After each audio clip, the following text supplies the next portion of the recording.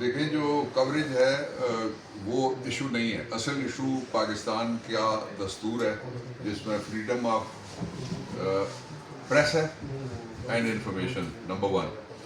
دوسرا اس میں جو لکھا ہوا ہے وہ freedom of press and information کے علاوہ ایکسیس ٹو انفارمیشن ہے. یہ 2 فنڈامنٹل رائٹس ہیں.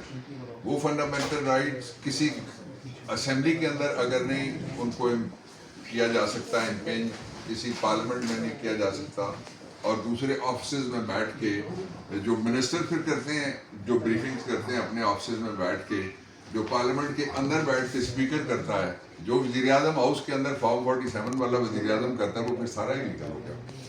اس لیے آپ لوگوں نے رول آف لا کا ہمیشہ ساتھ دیا آج سمیت, اور اس نوٹیفیکیشن کے باوجود آپ نے کہا کہ بات ہم کریں گے پریس روم کے اندر, اور جو اس کا پیراگراف 1 ہے اس میں پریس روم کے اندر بات کرنے پہ کوئی پابندی نہیں لگائی گئی, جس طرح سے کبھی پریس کلب پہ پابندی نہیں لگائی جا سکتی کہ وہاں پہ بات کی جائے. اس کا ایک پہلو یہ ہے.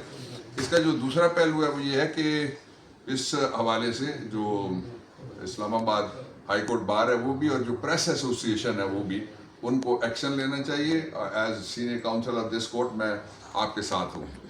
میں اس کے ساتھ ہی ایک اور, آج چونکہ عمران خان کی لگی ہوئی ہیں سسپینشن آف سینٹنس کی درخواستیں ہیں, اس لیے میں اس پہ یہ بات کرنا چاہتا ہوں کہ کل رات کو ایک کیبنٹ ممبر صاحب جو تھے وہ عدالت کا فیصلہ ایک طرح سے ایڈوانس سنا رہے تھے. ایک چیٹ شو پہ انہوں نے رات کو یہ کہا ہے کہ عمران خان تب باہر آئیں گے جب وہ بات مانیں گے, اور جو بات ماننے والی انہوں نے کہی ہے اسی شو میں وہ یہ تھی کہ وہ ہمارے ساتھ گفتگو نہیں کرتے اور وہ ڈائلاگ پہ ان کے مطابق یقین نہیں رکھتے.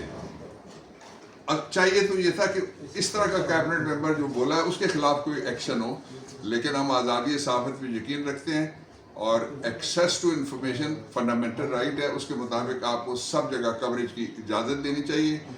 ایک جگہ ہے جہاں پہ نہیں اجازت دینی چاہیے, وہ کورٹ روم ہے, تاکہ ڈیکرم آف دی کورٹ اور جو جوڈیشری کی فنکشننگ ہے وہ چلتی رہے. اور اس میں انالوجی پہ میں آرٹیکل 204 کا حوالہ دینا چاہوں گا کہ توہین عدالت بھی تب بنتی ہے جب آرٹیکل 204 میں لکھا ہوا ہے کوئی کسی جگہ پہ مداخلت کرتا ہے انصاف کی رسائی یا جو کورٹ کی پروسیڈنگز ہیں ان میں, اوپینین دینے پہ تو پابندی نہیں لگائی جا سکتی. اچھا سر, یہ پارلیمنٹ سب سے معتبر فورم ہے, وہاں چیمبر سے باہر راہداریوں میں بات کرتے ہیں اور صحافی ایلو ہیں ٹاک کرنے کے لیے.